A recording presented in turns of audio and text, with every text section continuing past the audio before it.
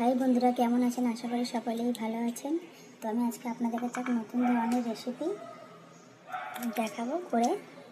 এটা কেন আমি প্রথমে যখন রেসিপিটা বানিয়েছিলাম, কী কারণে বানিয়েছিলাম সেটাও আপনাদেরকে বলবো। দেখুন, বাজারে যখন নতুন মটরশুঁটি ওঠে তখন আমরা সবাই নানান ধরনের জিনিস বানাই। তো আমিও একদিন এইভাবে মটরশুঁটি ছাড়িয়ে মটরশুঁটি ভুনা করবো বলে তো সব ছাড়ানো হয়ে গেছিলো। তো বললাম, তো আজকে তাহলে মটরশুঁটি ভুনা মুড়িটা খাবি?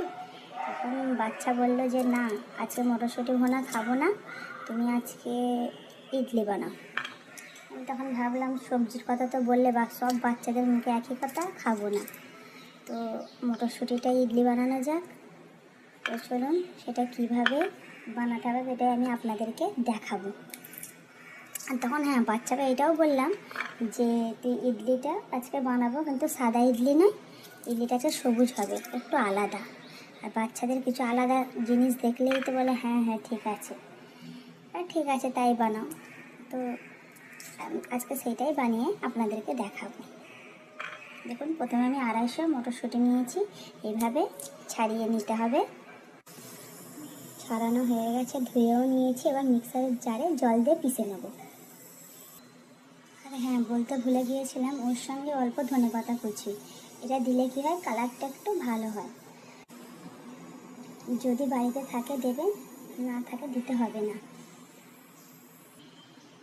বাটিতে দিয়ে দেবো 3 চামচি টক দই, এটা ফাটিয়ে দিতে হবে 3 থেকে 4 চামচ।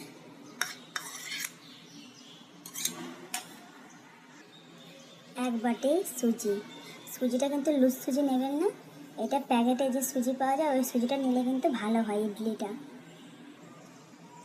এবার দিয়ে দেবো মটরশুঁটি আর ধনেপাতার পেস্ট, ভালো করে মিক্স করে নেব। জল আরেকটু লাগবে, দিতে হবে,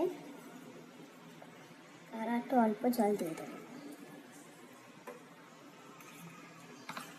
ঠিক জলটা বেশি দিলে হবে না, ঠিক এই ধরনের হবে। আর এটা ঢাকনা চাপা দিয়ে 5 মিনিট সাইডে রেখে দেবো।